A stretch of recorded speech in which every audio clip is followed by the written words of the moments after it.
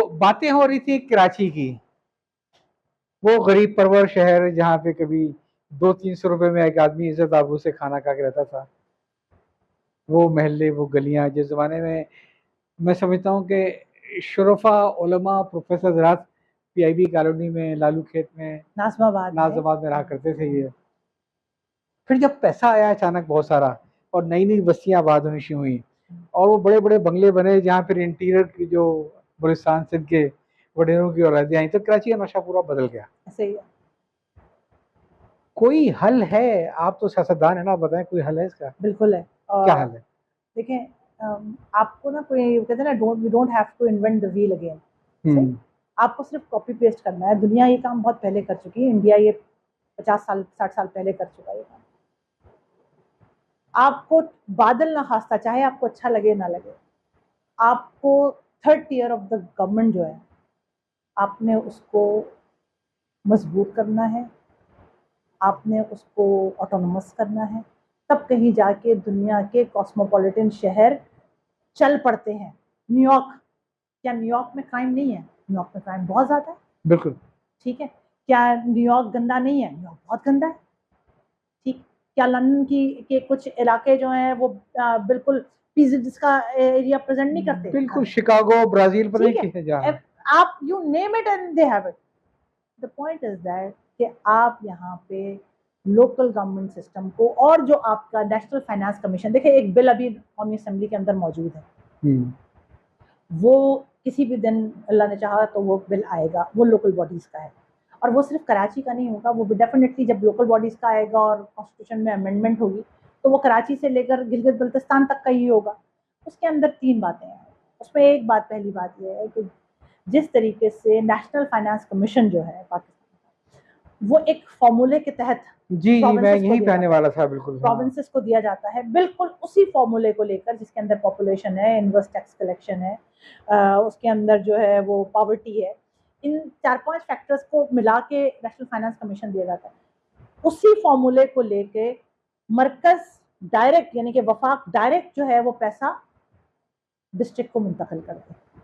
अच्छा, देखिए मैं अब इससे आ रहा हूँ कि जो आपका जो माशाल्लाह सियासी सफ़र था, जो पीटीआई से स्टार्ट हुआ, फिर आप उसमें गई, काफ लीग में गई, और तीसरा आपका स्टेशन था परवेज़ मुशर्रफ साहब के यहाँ, यानी कि वो वही है, ठीक है वो ना? वही पीरियड है। जी हाँ। तो मेरा ख्याल है इस मामले में जितनी मुझे 20वें इख्तलाफात है परवेज़ मुशर्रफ साहब से, ठीक है, लेकिन जो आप कह रही थर्ड ईयर पे जिसने जितना बड़ा काम परवेज़ मुशर्रफ साहब ने कर दिया था ये, और उस ज़माने में जो बल्दियाती इदारों को जितना मजबूत किया गया था, अगर उस तरफ सफ़र रहता तो बहुत सारे मसाइल हमारे खुद ब खुद हल जाते ही है। नहीं चाहते ना।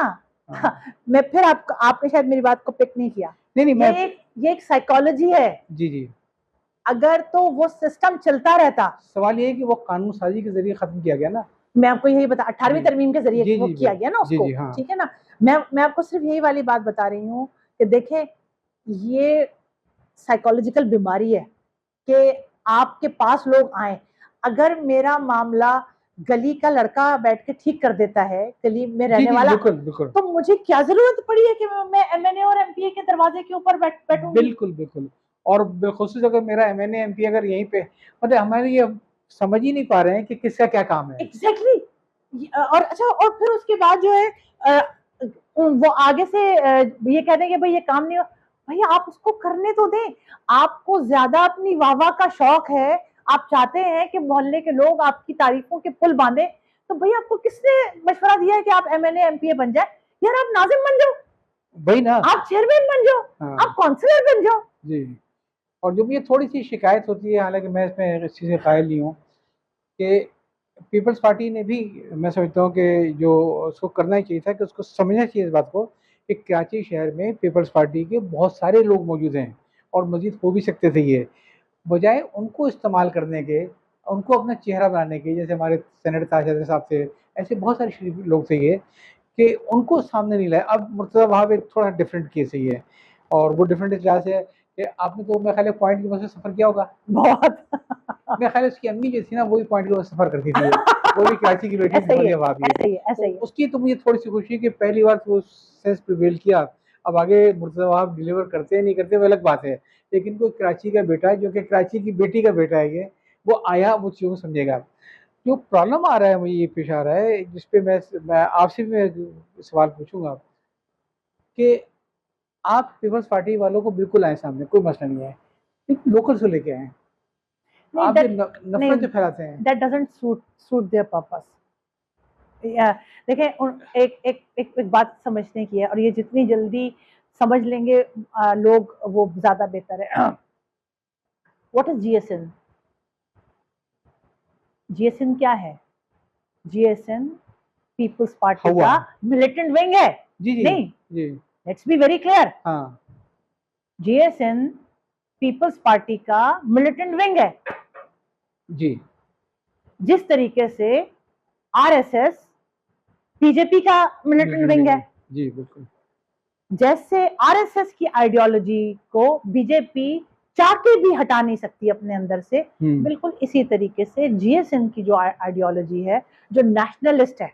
नेशनलिस्ट क्या होते हैं? देखिए, एक तो होते हैं पैट्रियट्स, जो अपने मुल्क से मोहब्बत करते हैं लेकिन दूसरों से नफरत नहीं करते।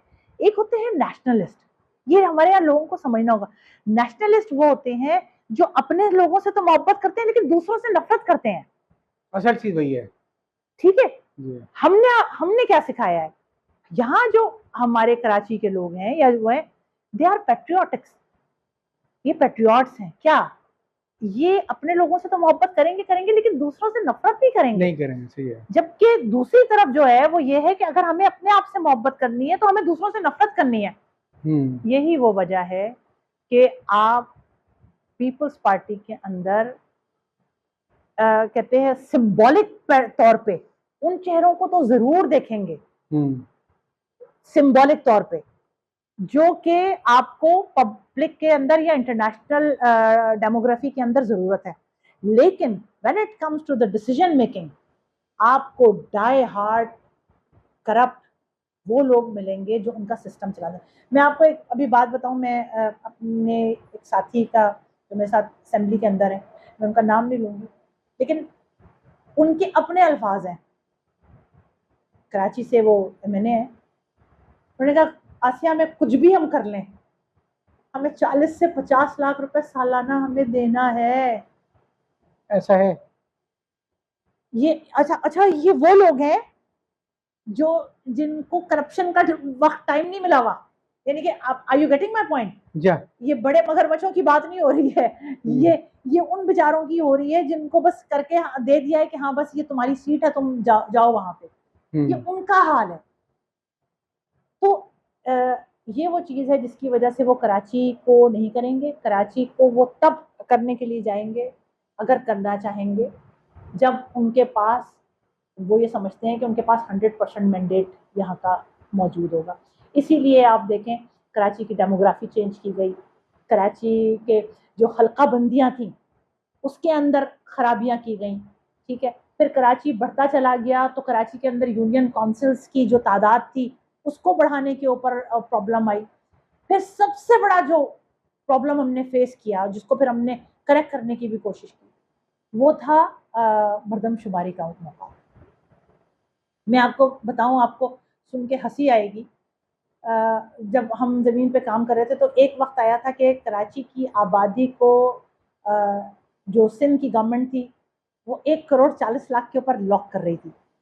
पिछली दफ़ा की कराची की आबादी जो थी वो 1,60,00,000 थी, 1,40,00,000 पे ख़त्म कर रही थी।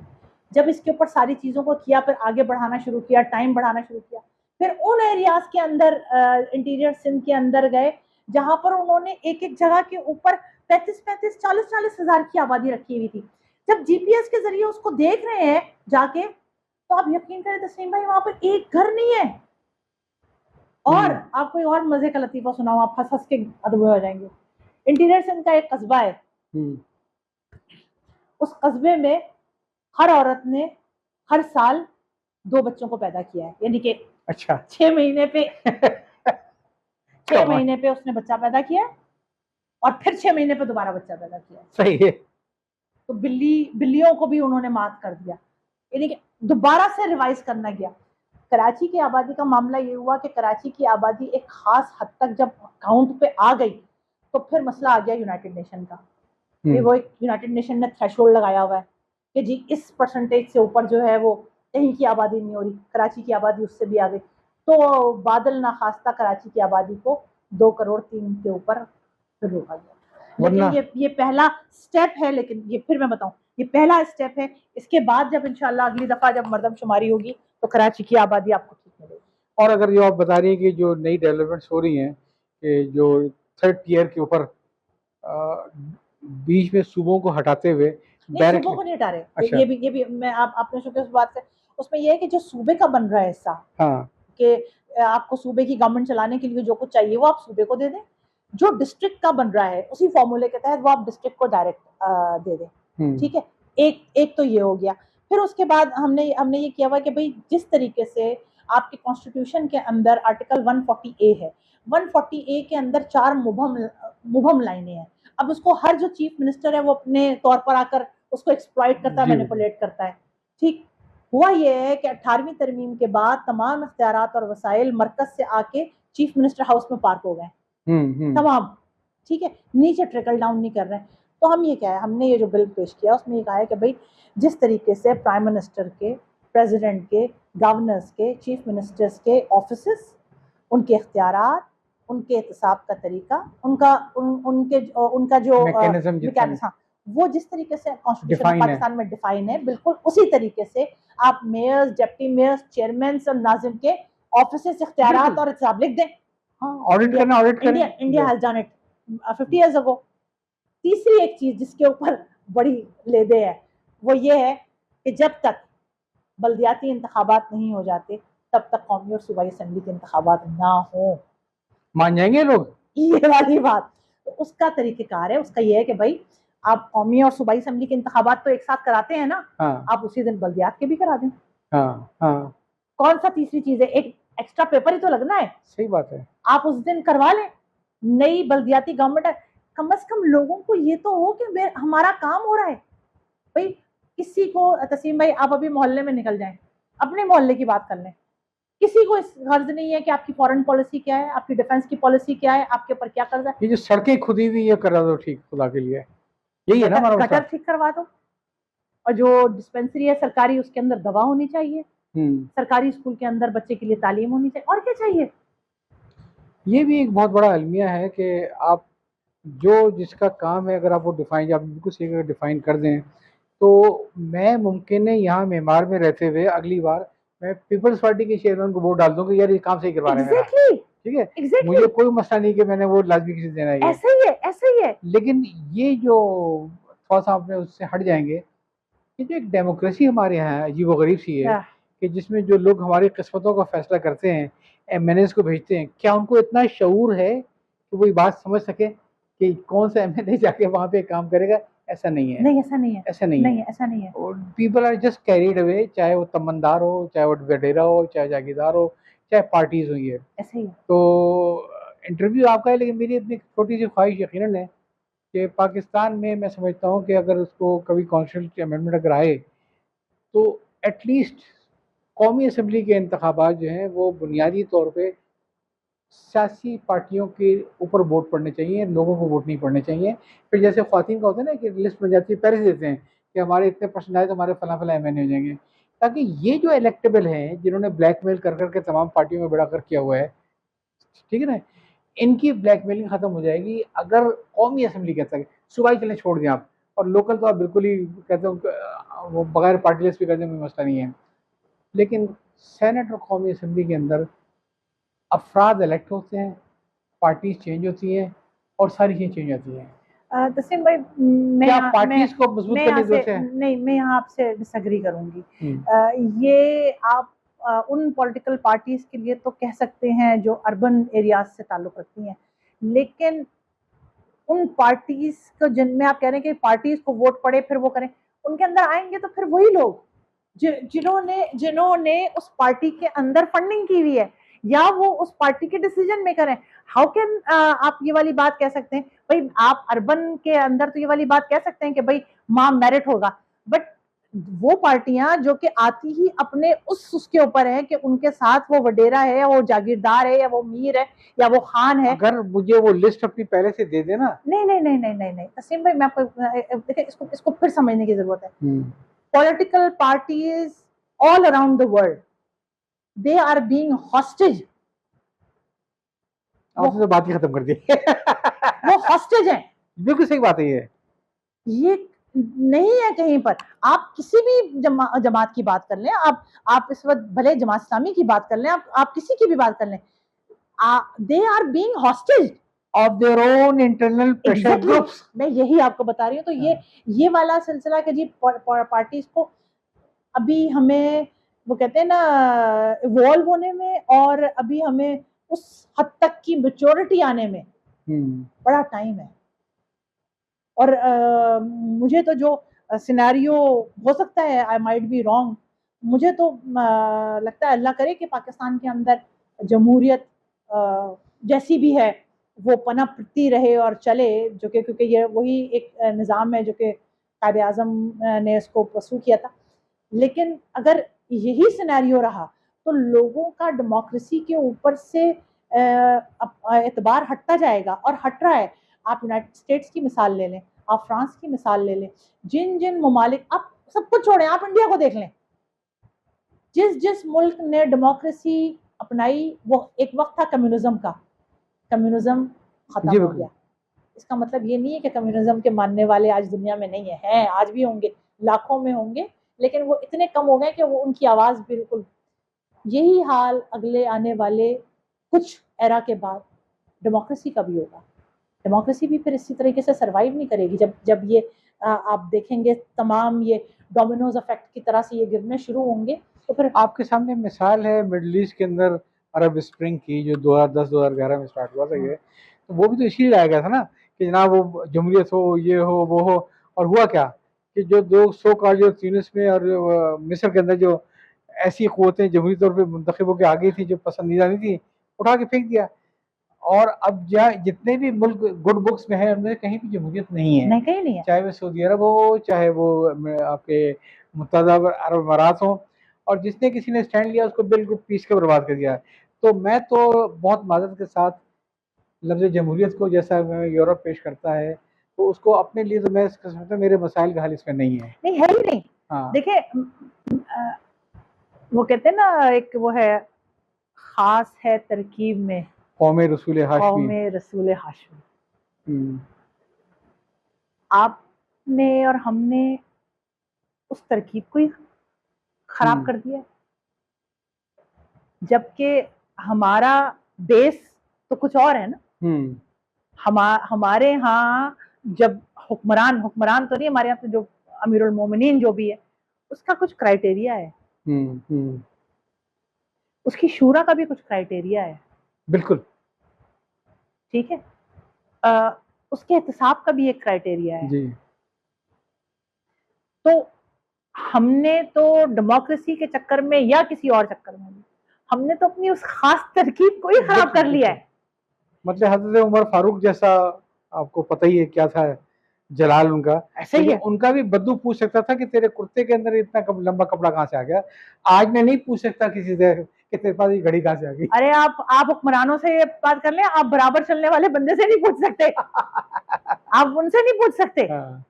वो तो फिर हुक्मरानी वाली बात है।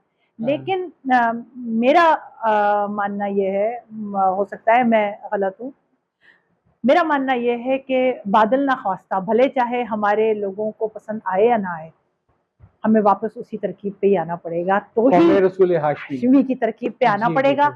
उसी तरकीब पर जो है वो हमारी बका भी है और हमारी फलाह भी है। और जो उम्मत है उसकी अपनी कोई ज्योग्राफिकल बाइंडिंग नहीं है।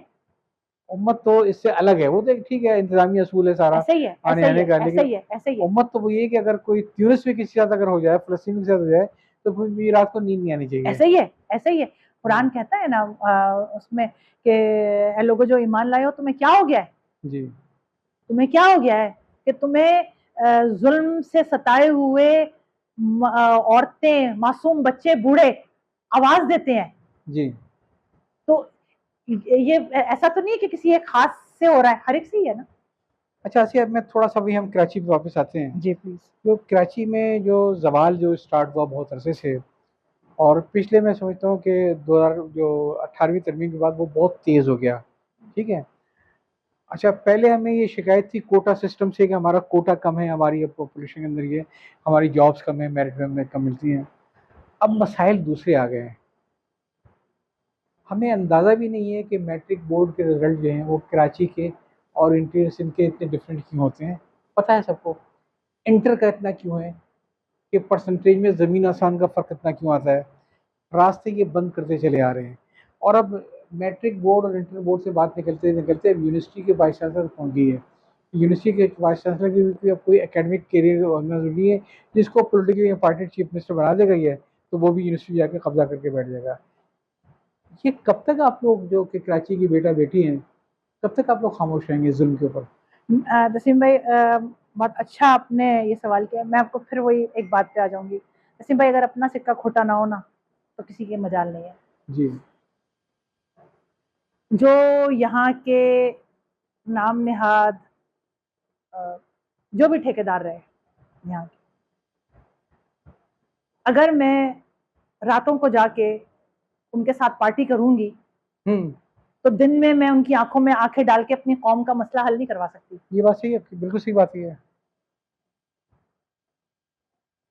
कौम के या उस शहर का मसला हल करने के लिए मेरा अपना किरदार ठीक होना जरूरी है। बिल्कुल, जिस पे कोई उंगली ना उठा सके।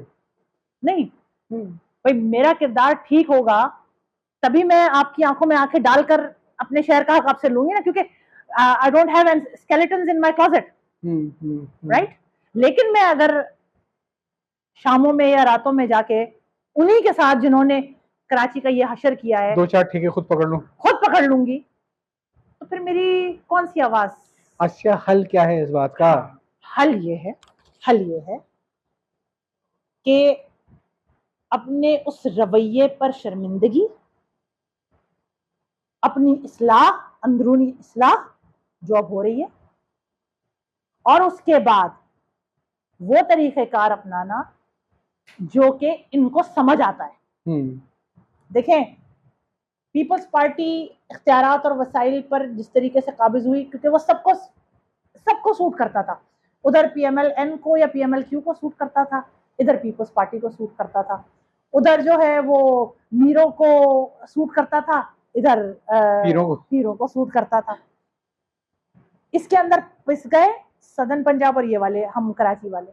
इसका हल सिर्फ और सिर्फ वही है जो मैंने आपको बताया है, और वो है ये 3 कॉन्स्टिट्यूशनल तरामीम, ये जिस दिन हो जाएंगी। देखें मैं आपको एक बात बताऊं, मैं अब फिर बात सियासत की चली हो जाएगी थोड़ी बहुत कर देंगे। हम कौन सा फॉर्म 45 46 की बात कर रहे हैं? नहीं, फॉर्म 45 46 की अगर आप बात करेंगे तो वो तो फिर यही होगा कि भाई रिजल्ट तो आता ही फॉर्म 45 और 46 के, इसके बगैर कभी आया ही नहीं आज तक, चाहे वो अयूब खान का इलेक्शन हो चाहे 1971 का। नहीं, और दूसरी बात ये कि अफसोसनाक पहलू 45 और 46 वालों का ये है कि those who are talking about it, ठीक है ना, they were not even present in their polling stations. चलिए खैर, उसको छोड़ जाऊं। अच्छा, बात निकलेगी बहुत दूर तक। लेकिन मैं आपको सिर्फ ये वाली बात बता रही हूँ, क्या क्यों कैसे होगी अमेंडमेंट, कैसे मुमकिन इसलिए मुमकिन होगी कि जब हम इलेक्शन, जैसे में हम अपनी बात करें, हम जब इलेक्शन लड़ने के लिए जा रहे थे और जब हमने इलेक्शन लड़ भी लिया, तो we have signed a memorandum with Pakistan Muslim League Noon. अब वो हमारे साथ इसके अंदर को सिग्नेटरीज हैं, राइट, कि वो इस अमेंडमेंट को लेकर आएंगे और इसको पास करेंगे। The only problem is Pakistan peoples party. अब हमने ये स्टार्ट किया है, ये मैं आपको बता रही हूँ, पता नहीं इस वक्त बताना चाहिए, हम तमाम पॉलिटिकल पार्टीज को अप्रोच करने जा रहे हैं। मेरा ख्याल यही मसले का हल भी है। एग्जैक्टली, यही मसले का हल है। और तमाम पॉलिटिकल पार्टीज मसले का हल नहीं है, बैठ के बात करना मसले का है। हम तमाम को लेने के लिए जा रहे हैं। देखें, at the end of the day it is the number that counts. National assembly के अंदर आपको 2/3 मेजोरिटी चाहिए, ठीक।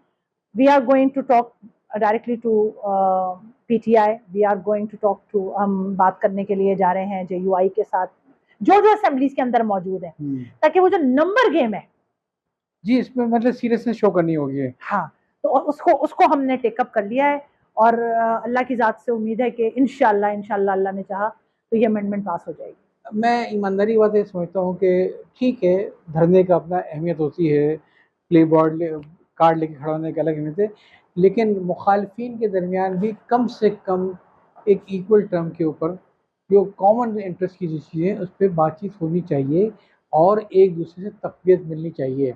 आई टोटली एग्री विद, मैं आपकी बात से बिल्कुल मुत्तफिक हूँ। मैं आपको बहुत इंटरेस्टिंग चीज़ बताऊँ कि मेरी अभी रिसेंटली एक सीरीज़ पूरी रिकॉर्ड हुई है, डॉक्टर फैयाज़ आलम साहब से आती है। जी जी। और जिनकी जो खिदमात हैं जी। अच्छा, उनके तो चेहरे के ऊपर छापा लगवा है जमात इस्लामी का, ठीक है। लेकिन मुझे बड़ी हैरत हुई जब उन्होंने बताया कि साहब मुझे बहुत ज़्यादा सपोर्ट मिली है पीपल्स पार्टी के लोगों से और पीटीआई के लोगों से, और बल्कि उन्होंने एक बड़ी अच्छी मिसाल दी कि जब ये कोरोना वायरस आया तो ये चूँकि नेमतुल्लाह साहब के ज़माने में सब चीज़ जानते थे ये, तो यहाँ पे कोई हॉस्पिटल नहीं था। तो इन्होंने कहते हैं कि मैंने अज़रा पोलियो से राब्ता कायम किया हाँ। कि जी वो गुलशन इकबाल में बिल्डिंग खड़ी हुई है, ग्रे स्टोन से खड़ा हुआ है, इसको आप फौरी तौर पे जो हमारे पास एक अपने नहीं है कोई भी इन्फेक्शस डिसीज़ का हॉस्पिटल इस पे कन्वर्ट कर दें। तो उन्होंने कहा अज़रा पोलियो ने फौरी तौर पे मेरी बात सुनी, समझा क्या और बड़े ही जंगी अंदाज में उसको मिल गया और इस तरीके से कराची में एक पहला वो खड़ा हो गया इन्फेक्शस डिसीज़ का और वहाँ पे कोरोना के पेशेंट जाने लग गए। आपके जानने वाले काफ़ी गए होंगे सर ये। तो इसका मतलब ये है कि एक दूसरे के खिलाफ सियासी बयानात देना ठीक है, वो एक सियासी ज़रूरत होती है, लेकिन मिल के बैठ के बात भी करनी चाहिए कभी-कभार। नहीं, इसके अलावा चारा नहीं है। हाँ। देखिए अगर अगर अगर आप किसी कॉज़ से, अपने शहर से, अपने लोगों के साथ सिंसियर हैं, तो ये वाली ये चीज़ यहाँ से हटानी पड़ेगी और फिर जाना पड़ेगा। मैं चाहूँगा कि ये आपका फ़र्ज़ भी है और आपका हक़ भी है कि आप ज़्यादा से ज़्यादा कम से कम ये है कि मुर्तज़ा वहाब से आप राब्ते में रहें। वी आर, ठीक है, हम हैं। वो बहुत ज़रूरी है। हाँ, वो नहीं बहुत हम ज़रूरी हैं। है। अच्छा, डॉक्टर फैयाज़ आलम बता रहे थे कि वो भी राब्ते में हमसे ही है, मुर्तज़ा वहाब से ही है और मतलब ये नहीं है कि हमें कोई किसी को गाली ही देनी है। कहाँ पे चोर नहीं है, हर जगह पे चोर है, ठीक है। दूसरे को चोर चोर चोर से कब तक कहते रहेंगे। तो कम से कम जो ऐसा कराची का जो चेहरा है, जो कराचीआइट है, जिनकी माँ ने आप ही की तरीके से पॉइंट की बसों में लटक कर सफ़र किया था ये, उनके साथ बैठ के बात करनी पड़ेगी कि भाई कुछ मसले हैं, हल कर दो इसको। बेरोज़गारी फैल रही है, करीमाबाद आपने पूरा खोद के रख दिया कई सालों से ये। सोचो सही कितने बच्चे-बच्चियाँ थे जिनका कारोबार था ये, तबाह हो गई है, इंस्टीट्यूट तबाह हो गया। तो मैं कहता हूँ धरना ना करें, बयानात ना दें, लेकिन कम से कम कहीं चाय पे बैठें, बात करें इस मसले को हल कैसे करना है। नहीं रसीम ये शहर आपका अपना शहर है। रसीम भाई बिल्कुल ये वाला काम कर रहे हैं और करते हैं। मैं आपको बताऊँ देखें, आप जब अभी खोदने इसकी बात आई ना, आपको मैं एक हैरत अंगेज़ चीज़ बताऊँ। क्योंकि इसका सामना मुझे खुद करना पड़ रहा है अपनी सैप और पीएसडीपी की स्कीम के अंदर, तो लिहाजा I am the first hand victim of it. ना वाटर एंड सीवरेज बोर्ड को, ना के इलेक्ट्रिक को, और कौन सी है, सुई गैस को, इनमें से किसी के पास वो ब्लूप्रिंट ही नहीं है कि उनकी इंस्टॉलेशन कहां से गुजर रही है। जी, ये बहुत बड़ा अलमिया है इसके साथ ये। और जब खोदने बैठते मानो अरे ये तो ये लाइन है 16 इंच की। अभी वो आप यूनिवर्सिटी रोड की बात कर रहे हैं जी, आपको पता है यूनिवर्सिटी रोड का मंसूबा आगे नहीं बढ़ सकता अब। अच्छा, क्या कह रही हैं आप? बहुत मुश्किल हो गया है। वो क्यों? इसलिए कि उसके नीचे से 84 इंच की पाइपलाइन है जो डैमेज हो रही है बार बार। Oh my God. जिस जगह आप कोई कोऑर्डिनेशन नहीं, अगर किसी से कोई बात करने की कोशिश करो, जैसे मैं आपको बता रही हूँ ना कि मैं तो फर्स्ट हैंड विक्टिम रही हूँ अब इस चीज का। सुई गैस को पकड़ो तो के इलेक्ट्रिक हाथ से निकल रहा होता है, के इलेक्ट्रिक को पकड़ो तो पीटीसीएल निकल रहा होता है, वाटर एंड सीवरेज निकल रहा होता है। किसी के पास कोई ब्लूप्रिंट नहीं है कि किसकी लाइन कहाँ गए वो कराची मास्टर प्लान जितने थे। उन मास्टर प्लान के अंदर ये नहीं है कि कौन सी लाइन कहाँ किन गलियों में जा रही है। चल इसको 1 मिनट थोड़ा रोकते हैं, इसका मैं सांस ले लूं और फिर दोबारा शुरू करते हैं अगली किस्त के अंदर।